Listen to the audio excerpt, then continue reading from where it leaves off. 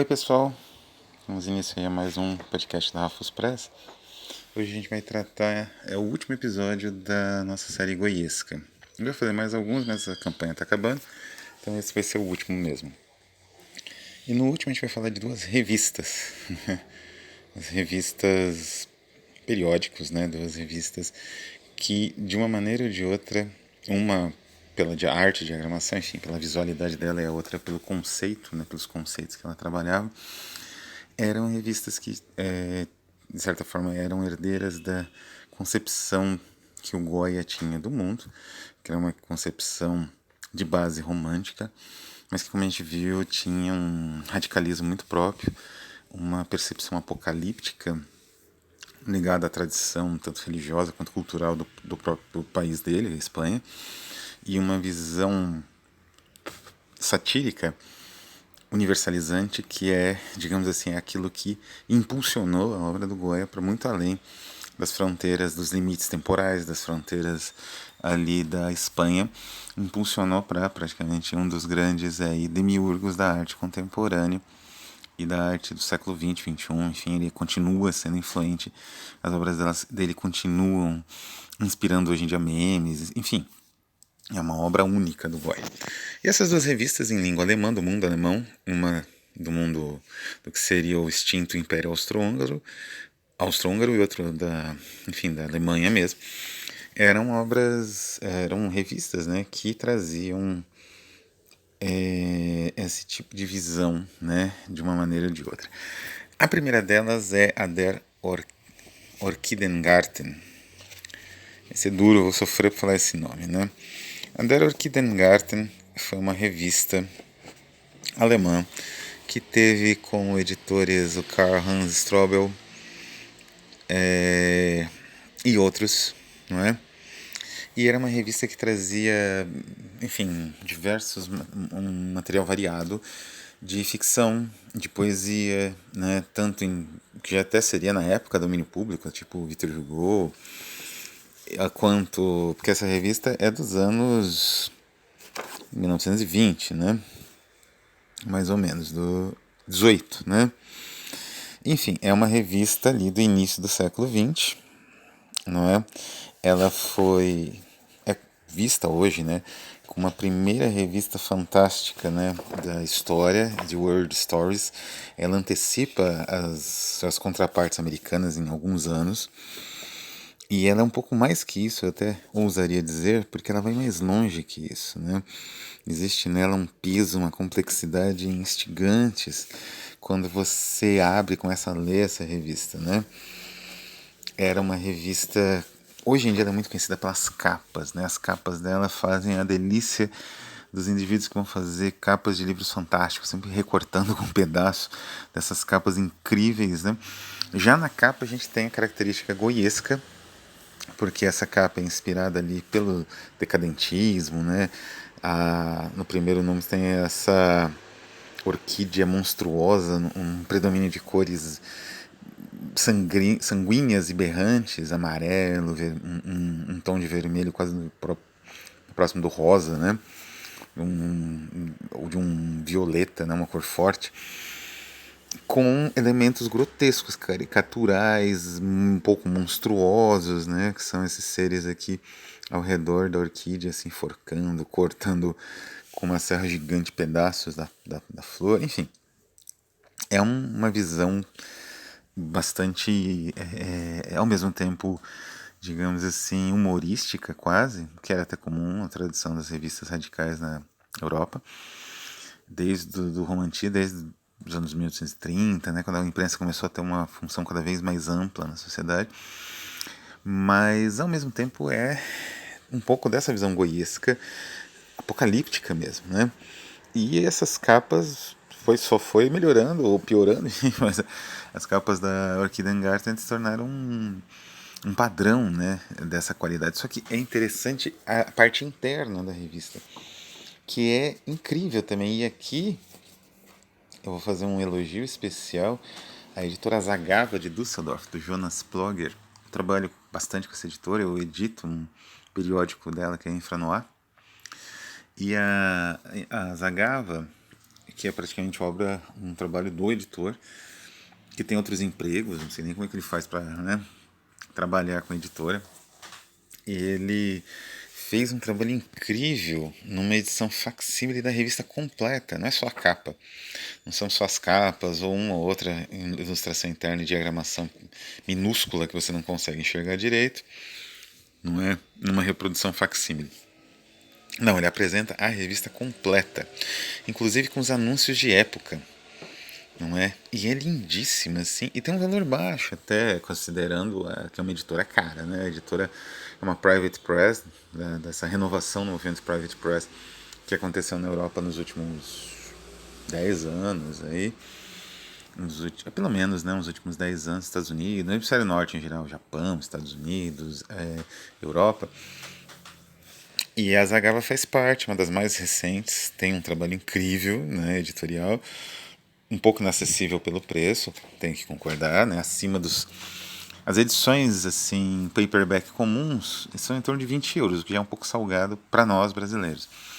Mas edições especiais numeradas, essas chegam facinho aos 200 euros, né, então é realmente um material de difícil acesso, mas a revista ela é em torno dos 12, 10 euros. E embora ela seja curta, ela tem o que? 20 páginas, 22 páginas na verdade, com alguns anúncios e tal. É um festim para os olhos, né? E a parte interna, depois dessa capa colorida e dos anúncios de contracapa que são muito engraçados, de móveis, inclusive lá de Munique, que eu acho que é onde era impresso a revista, você tem algumas ilustrações, inclusive uma do Goya, não é? Já na página, algumas ilustrações de pintores, ilustradores, gravuristas, expressionistas da época e algumas em domínio público. E uma das que está em domínio público é uma gravura famosa do Goya, dos Caprichos, justamente aquele que tem uma bruxa idosa e uma bruxa mais nova numa vassoura. Não é? Quer dizer, então esse material ele faz a referência correta e faz a referência digamos assim, a fonte do material, não é? E aí você tem esse material pulsante na sua mão, como na época do expressionismo, lá do fim do decadentismo, início do século XX, da Primeira Guerra, onde surgiu essa revista. Então, infelizmente, a Zagava, como eu falei, ela depende, é um trabalho de amor do seu editor, né? Então ela depende muito da contribuição das pessoas e de vendas em geral. Então ela provavelmente não puderam reeditar. Provavelmente eles não tiveram como reeditar as outras revistas, porque o trabalho foi complexo. A reedição incluiu, claro, a recuperação de todo o material gráfico original, como foi até os anúncios, né? A capa, né, que teve um bom trabalho de recuperação de cor, né, via Photoshop. Tem alguns vídeos, eu vou ver se eu posto, né, sobre esse processo. E, enfim, o interior, né, com a recuperação de todas as páginas. O mais legal é que a edição é bilíngue, essa edição da Zagava, em inglês e alemão. E essa forma bilíngue ela se dá de uma maneira muito inteligente. Ao invés de você fazer página a página, o que dobraria o número de páginas da revista, tornaria ela um pouco difícil de manipular, né? Ela tem um formato de revista grampeada e tal, que você complicaria a manipulação se ela tivesse um outro formato qualquer, e encareceria se fosse em formato livre. Para manter, ao invés de você ter duas páginas, você tem uma página, uma espécie de filipeta, onde é a tradução para o inglês. Então você consegue ler a filipeta, que não tem ilustrações, a fonte é menor, mas é legível, né? Tem até as iniciais, né? Decoradas. Né? Então é um material que tem uma solução visual única. Então é uma edição que eu vivamente recomendo que todos comprem, se puderem, né? Vale a pena, embora o euro hoje, mesmo relativamente barato, né? Ele ainda é caro e a única, como eu disse, a única parte triste é que a revista não teve uma reedição completa, né? Ela durou alguns anos, então são vários números, né? Que era uma revista mensal que, nossa, né? Seria algo de espantoso ter isso de volta nesse formato incrível da Zagava. O problema é que realmente também acho que sobrecarregaria a escritora que fez a tradução do alemão, e enfim, eles precisam de uma equipe, o custo seria alto, e ele não queria, acho que, encarecer mais a revista, né? Mas vale a pena, esse primeiro número vale muito a pena, e é uma revista goiesca em tudo, forma, conteúdo, estrutura e tal, não é? Vale a recomendação, busquem, né? E quem puder realmente peça, porque vale a pena. Bom, pessoal, então seguindo, né? Como eu disse, são duas revistas. A segunda é uma revista ainda composta no Império durante a resistência do Império Austro-Húngaro, que é a Die Fackel, concebida, editada e praticamente aí depois de um certo tempo com todos os artigos, né, escritos por uma pessoa só, que é o Karl Kraus. A tocha, né, seria a tradução. O Die Fackel era uma revista, foi produzida em 1899, o primeiro número saiu em abril de 1899. Ela tem um design que eu acho particularmente assim. Era uma revista mais de ideias, né? Então o design era mais sóbrio, né, do que da Orchidengarten. Mas mesmo assim é um design belíssimo, assim, né? Eu gosto muito dessa revista, ela teve mais de 900 números. E o próprio Karl Kraus, ele é uma personalidade única, né? Ele editou essa revista para fustigar os valores do Império Austro-Húngaro, não é? Isso antes e depois da Primeira Guerra, durante e depois da Primeira Guerra Mundial. Um dos alvos do autor sempre foi esse, do editor, no caso da revista. E o Kraus é uma figura única, ele ainda é pouco conhecido no Brasil, mas a obra dele tem uma influência gigantesca na literatura austríaca, de um modo geral, na literatura de língua alemã. Autores como Kafka, né, viam nele assim, um grande ídolo, né, um grande precursor. Ele não teve uma relação direta com os movimentos de vanguarda, ele surgiu um pouquinho antes e com, digamos, uma concepção estética muito própria, né, ele seria algo, se a gente fosse traduzir para o Brasil, algo daqueles autores de um período intermediário entre as vanguardas e o simbolismo decadentismo, e que são únicos, né? Enfim, pouco estudados, né? De qualquer maneira. Alguns até razoavelmente estudados, né? Eles seriam algo como Lima Barreto, assim, né? Tem uma visão até pouco parecida com a Lima Barreto em alguns pontos. E ele, então, ele escreveu muito, ele escreveu aforismos, ele escreveu uma peça de teatro que é Os Últimos Dias da Humanidade, que é genial. É simplesmente um retrato da Europa durante a Primeira Guerra Mundial, em todos os níveis, um retrato satírico. E, enfim, é uma peça gigantesca, que se aquilo se fosse encenado teria umas 10 horas de duração, né? Mas o Die Fackel, ele é goiesco em que sentido? No sentido exatamente da sátira, do ataque aos costumes. É curioso que a perspectiva apocalíptica e a estética sombria do Goya às vezes não permitem que se perceba o aspecto humorístico, né? Existe uma visão trágica, mas existe até uma visão até meio humorística. E é curioso que numa matéria sobre o aniversário do Goya, acho que foi ano passado, enfim, de um crítico inglês no Museu do Prado, né, falando no Museu do Prado, entrevistando os curadores, os curadores falaram isso, né, que muitas obras do Goya são vistas assim de forma humorística, né, as pessoas dão risada, o que é meio estranho, mas ao mesmo tempo é bastante compreensível, né? O Goya ele tinha um lado grotesco, o goiesco e o grotesco, eles até rimam, muito pronunciado e que se manifestava das mais diversas formas. Ele tinha um humor muito peculiar, né? O Goya. E esse humor é o que impulsiona a obra dele, tanto no sentido apocalíptico, quanto no sentido trágico, quanto no sentido realmente do grotesco, porque também a obra dele é trágica. E essa fusão muito bem concatenada de, digamos, de sensações, né, que esses quadros provocam no leitor é que tornam essas obras assim praticamente imortais. E enfim, que não só imortais no sentido, sei lá, de uma vitória de Samotrácia, que deve ter comunicado algo muito diferente para o público da época em que a obra foi esculpida, mas comunica sensações muito próximas, tanto provavelmente, a gente não pode saber, do público que contemplou essas imagens na época em que, ou logo depois que elas foram compostas, e o público do nosso século, né? Porque há algo de humano nisso, né? E esse aspecto do grotesco, do humorístico é muito essencial. E o Karl Kraus, ele explora esse aspecto, inclusive recuperando para aumentar o impacto, né? As superstições, as visões assim. Novamente, o Kraus, ele não é só um iluminista esclarecendo a população dos seus preconceitos. Da mesma forma que o Goya não tinha essa pretensão, ou se tinha, a visão que ele tinha de esclarecimento ia muito diferente da dos iluministas franceses.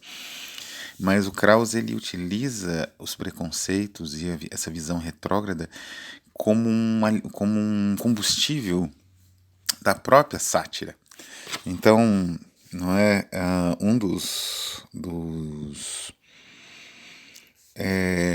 artigos mais famosos publicados na DIFAC, foi publicado em 1912, em dezembro, aliás, né, no mês do Natal, provavelmente deve ser a edição natalina da revista, e o título é O Fim do Mundo pela Magia Negra. E é um artigo que não tem nada a ver com magia negra, mas explora essa ideia, esses conceitos, essa visão pejada de preconceitos, tanto da parte da igreja, né, que reprime, quanto da parte dos próprios indivíduos relacionados a essas práticas, que às vezes se entregam ao irracional sem uma avaliação real do que está realmente acontecendo ao redor deles, né? Então essa utilização dúbia e, digamos assim, que atinge os dois lados da moeda, da própria superstição ou do mito, que faz com que a obra do Goya novamente nunca possa ser reabsorvida de uma forma irracionalista, de uma forma que não seja fascista, por exemplo. Isso está presente no Kraus, que também é um autor que jamais vai poder ser reivindicado por fascistas, né? Porque a visão dele é antirracionalista, da mesma forma como a visão do Goya. O que não quer dizer um racionalismo instrumental estrito, não é? Dentro aí dessa religião do razoável, né? Que contamina o mundo até hoje. Não, é uma racionalidade como o Kraus cultua também, vê, né, com bons olhos essa racionalidade crítica, que é o que fez com que ele se tornasse uma espécie de ídolo, né, de grande inspirador para os mais diversos autores em língua alemã, né, de Kafka, Adorno, de Walter Benjamin, Zweig, todos, né, sei lá, dos expressionistas, não é? Até os absurdistas e dadaístas, né? Todos tinham Karl Kraus como uma espécie de farol, não é? Farol de consciência, que era o que ele era mesmo, né? Então, Karl Kraus e Die Fackel é a nossa intervenção final do Goiesco, numa revista, como eu falei, uma revista muito curiosa, editada pelo próprio com um artigo escrito pelo próprio editor que editava. Ela era mensal, não é? Então ele publicava, era uma espécie de panfleto, na verdade, quase. Essa revista existe na internet, vou deixar um link aqui para alguns números digitalizados, não sei se ele tem completa, são mais de 900 números, né? E a editora Acantilado, que é de Barcelona, deixa eu só conferir de onde que é a editora. Sim, ela é de Barcelona, né? Ela publicou, é uma editora, aliás, que tem coleções belíssimas, é uma das minhas editoras favoritas, assim. E eles publicaram, alguns anos atrás, em 2000 e pouco, quando foi? 2011, não faz nem tanto, 9 anos atrás. Eles publicaram uma coleção de artigos, uma seleção de artigos do Die Fackel, chamado La Antorcha. É uma seleção, não é? O livro tem mais de quantas? Tem mais de 500 páginas. São muitos artigos, é uma seleção criteriosíssima. Eu falei, como eu disse, esse artigo que é muito citado por vários filósofos e pensadores e escritores, né, que é o Caso do Mundo pela Magia Negra, O Fim do Mundo, ou O Caso do Mundo, tá aqui, mas tem outros, muitos outros, né, famosos, o processo austríaco por assassinato, o terremoto, que é muito conhecido, silêncio, palavra e ação como uma espécie de manifesto, enfim, o juízo final, o juízo universal. São muitos artigos, mergulhar nessa coletânea La Antorcha é saborosíssimo. Eu fico, às vezes, fico um bom tempo sem ler nenhum dos artigos aqui, para ler um novo e descobrir alguma coisa mais nova, interessante, ou algum traço de estilo peculiar do Krauss, porque vale muito a pena. É um autor que você sempre redescobrir, é algo... você acaba tornando um vício por ler Krauss e é um vício delicioso. Vale a pena então conferir essa edição, não deve ser nada barata. Eu mesmo na época eu comprei, acho que Livraria Cultura, paguei um preço bem salgado nela. Mas enfim, dá para tentar importar e talvez achar na AB Books, né, em alfarrábios fora do Brasil, talvez por um preço mais razoável, mas o problema é que a gente sempre tropeça o envio. Né? Ultimamente o envio de livros importados ele tem crescido muito e tem se tornado proibitivo até de livros muito baratos. Né? O envio ele custa às vezes o dobro do livro, né? Do valor do livro, que é um livro às vezes curto, né, tal. O envio é o valor do livro mais um pouco. Então, tomem cuidado, mas procurem. Procurem que vale muito a pena. Não é? Eu garanto que tanto essa edição quanto a edição facsímile da Zagava do Der Orchidengarten são obras preciosas. Quem tiver, né, tanto a tradução espanhola do Die Fackel, da coleção, né, de alguns dos artigos mais conhecidos, do Karl Kraus, quanto o facsímile do primeiro número da Orchidengarten da Zagava, não vai se arrepender se for um colecionador, um apreciador, alguém que ama os livros, né? Então vou ficando por aqui, assim termina a nossa série goiesca. Ainda vamos ter mais algumas prendas e brindes goiescos. Depois a gente vai começar aqui uma série sobre o livro ideal, com algumas pequenas alterações no canal. Alterações estéticas, na verdade, não vão ser grandes alterações, porque o canal é o que o YouTube oferece de graça, é o que a gente pode fazer. São esses programas de vez em quando que a gente consegue encaixar, né? Mas então é isso. Dúvidas, questões, coloquem nos comentários e vamos tocando aí. Apoiem o projeto se for possível, pelo menos com divulgação. O projeto do Abismo Inquiário Escuro. O livro que vai ser, né, o nosso livro final vai ser belíssimo. Vocês vão ver que vai valer a pena. Então apoiem. E eu vou ficando por aqui. Um abraço e até mais.